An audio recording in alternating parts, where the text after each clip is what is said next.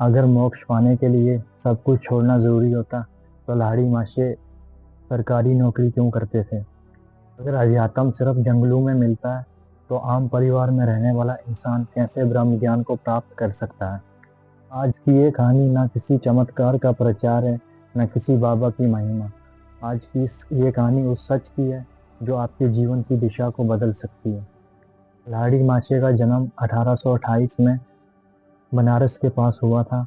कोई राजघराना नहीं, कोई चमत्कारी बचपन नहीं, बस एक साधारण बालक जो बड़ा होके एक ब्रिटिश सरकार में अकाउंटेंट की जॉब किया करता था। सुबह शाम ऑफिस, फाइलें, हिसाब किताब, घर परिवार और बहुत सारी जिम्मेदारियां। आज की भाषा में कहें तो एक मिडिल क्लास आदमी। अगर मोक्ष पाने के लिए घर छोड़ना ज़रूरी होता या फिर अध्यात्म को पाने के लिए दुनिया से भाग जाना ज़रूरी होता तो लाहिड़ी माशे जी इन सब के बीच कैसे मुक्त हो गए?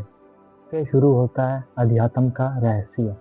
साल 1861 लाहिड़ी माशे जी एक ज़रूरी काम से हिमालय पर्वत में कुछ दिनों के लिए गए और एक दिन पहाड़ों के बीच चलते हुए अचानक उन्हें पीछे से आवाज़ सुनाई देती है जो कोई उनका नाम बुला रहा था। और उन्होंने पीछे मुड़ के देखा तो कोई भी उस समय उनके पीछे खड़ा नहीं था। लेकिन फिर से उनको वो आवाज़ आती है और पीछे देखते गए तो कोई भी आदमी नहीं था। तो दूसरी बार फिर से उनको आवाज़ आती है उनके नाम लेके और वो आवाज़ उन्हें कहती है कि मैं तुम्हारा गुरु हूँ। फिर लाहिड़ी माशे ने जैसे उनसे उस आवाज़ से बात की तो सामने महाअवतार बाबा जी प्रकट हो गए। ना उम्र का बंधन, ना समय की सीमा। यही वो दिन था जिस दिन लाहिड़ी माशे जी को क्रिया योग की दीक्षा मिली थी महाअवतार बाबा जी के द्वारा। महाअवतार बाबा जी ने लाहिड़ी माशे जी से कहा कि तुम संन्यास नहीं लोगे, तुम नौकरी करोगे, अपना परिवार पालोगे और फिर भी आत्म ज्ञान पाओगे। वाक्य पूरे सनातन इतिहास में एक क्रांतिकारी था। बात करते हैं हम क्रिया योग की। क्रिया योग एक चमत्कारी क्रिया नहीं है। ये श्वास और चेतना और रीढ़ की ऊर्जा का एक विज्ञान है। माशे ने कहा कि ईश्वर कहीं बाहर नहीं, तुम्हारी रीढ़ के अंदर है। और क्रिया योग का अर्थ है जीते जी भीतर जागना।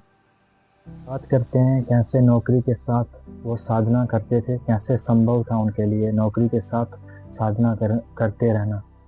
लाहिड़ी माशे जी डेली ऑफिस जाते थे, डेली अपनी फाइल्स वगैरह निपटाते थे और लेकिन कभी भी उनका मन भारी कामों में उलझा नहीं रहता था। कहते थे काम करते समय हमारा शरीर काम करता है और ध्यान करते समय हमारी चेतना काम करती है। अब बात करते हैं हम आखिर असली में मोक्ष क्या है। मोक्ष का मतलब मरने के बाद स्वर्ग में जाना नहीं है। मोक्ष का मतलब है बंधन से मुक्ति, डर से मुक्ति, लालच से मुक्ति और अहंकार से मुक्ति।